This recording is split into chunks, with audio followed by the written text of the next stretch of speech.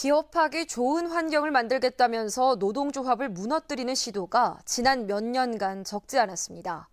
MBC 충북은 노조의 역할과 노동자의 삶을 돌아보는 연속기획 노동의 봄을 준비했습니다. 오늘은 첫 순서로 2년 전 이맘때 노조 파괴로 숨진 유성기업 영동공장 노동자 한광호 씨에 대한 이야기를 김대웅 기자가 전해드립니다. 2016년 3월 17일 유성기업 영동공장 노동자 한광호 씨는 스스로 목을 매 숨졌습니다. 22살에 입사해 사망 당시 43살. 미안하다, 사랑한다는 문자 메시지를 동료들에게 마지막으로 남긴 뒤였습니다. 이보다 5년 앞선 지난 2011년 사측은 노조 파업에 맞서 기다렸다는 듯 직장 폐쇄와 공권력 투입으로 대응했습니다. 석 달 뒤 회사로 복귀한 한광호 씨를 기다린 건 2차례 징계와 5차례 고소 고발.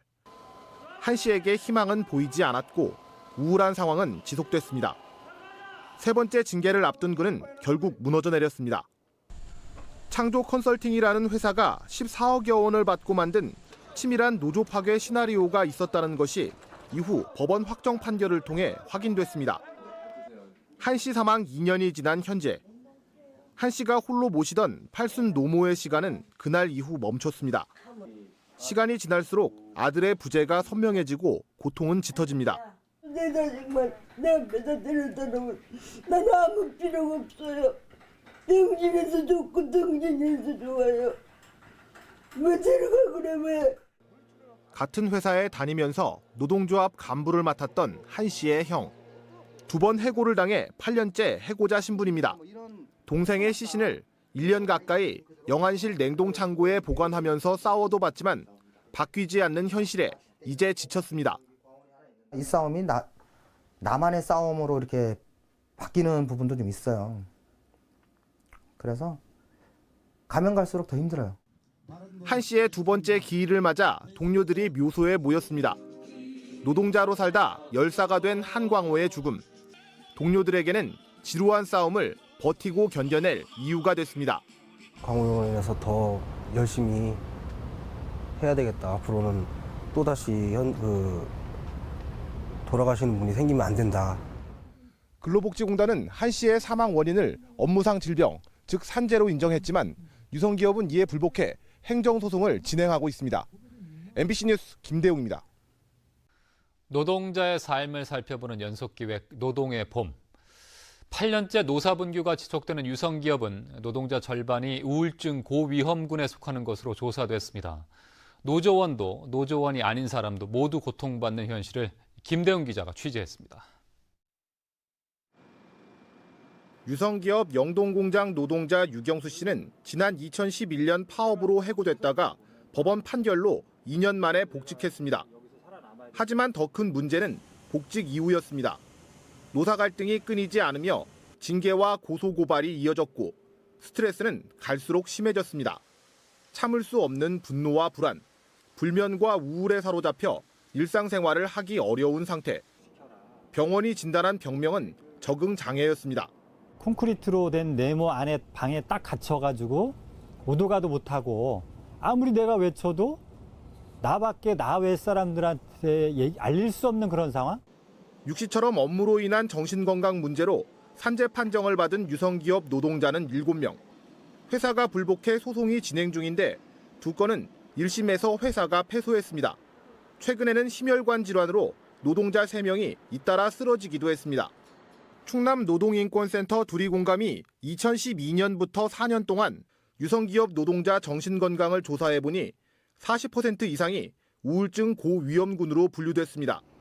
국가인권위가 1년 넘게 진행 중인 최근 조사에서도 다수의 고위험군이 가려졌는데 12명은 당장 병원 치료가 필요한 상태였습니다.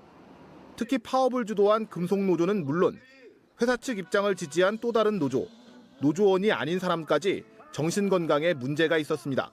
벗어나서 이 공간이 이제 나에게 안전하다라고 느껴야지만 이게 치료가 가능해지는 거거든요. 그런데 여전히 상황이 나아진 것이 없고 불법 직장 폐쇄, 어용노조 결성을 통한 노조 활동 지배 개입, 절차를 무시한 해고 남발, 이런 죄가 인정돼 징역 1년 2개월을 확정받은 유성기업 대표 유시영은 출소를 한 달 앞두고 있지만 회사는 달라진 게 별로 없습니다.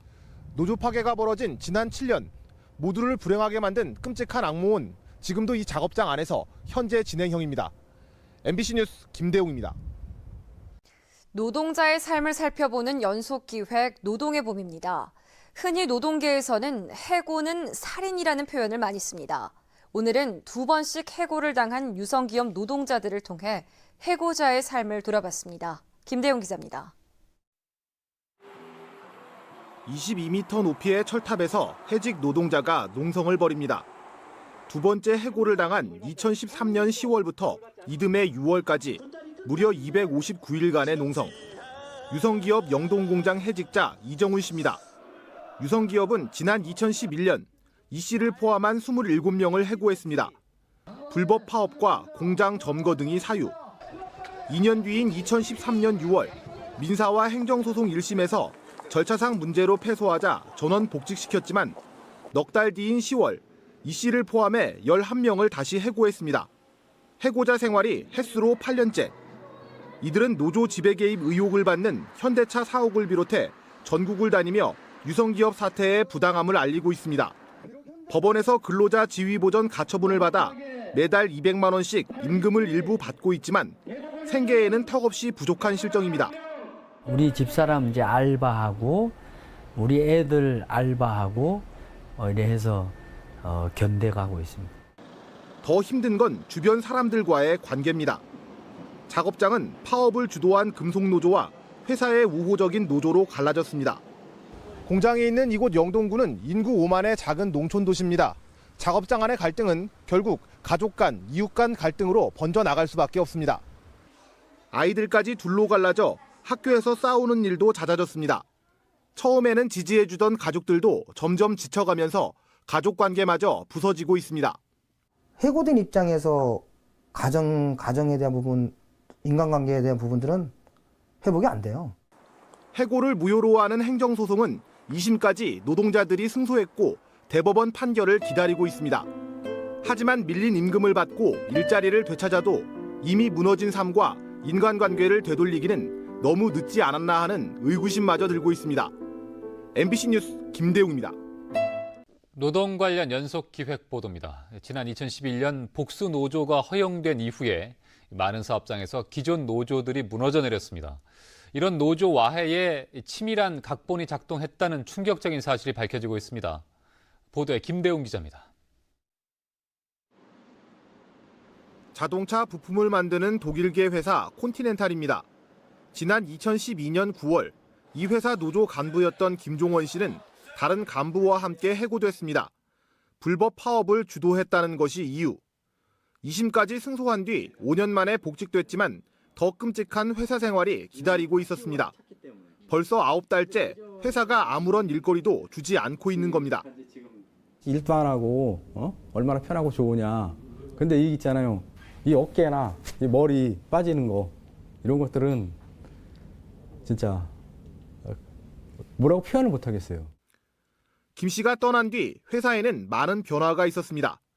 사측의 우호적인 노조가 만들어진 뒤 기존 노조인 금속노조 간부들이 징계됐고 우호적인 노조만 개별 교섭을 통해 성과급을 받았습니다.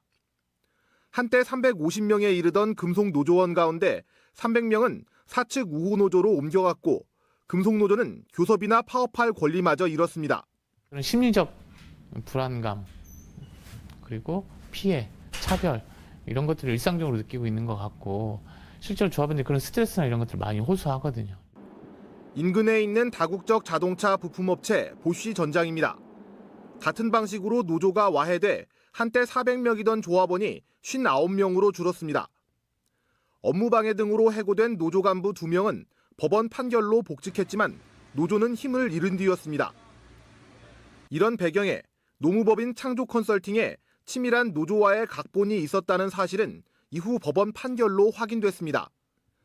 이를 주도한 회사와 전 대표는 항소심에서 벌금 500만 원을 받고 대법원에 상고한 상태입니다. 치밀한 시나리오 하에서 노조 파괴가 이루어졌는데 이런 부분들이 수사를 하면서 다 배제돼 버렸죠.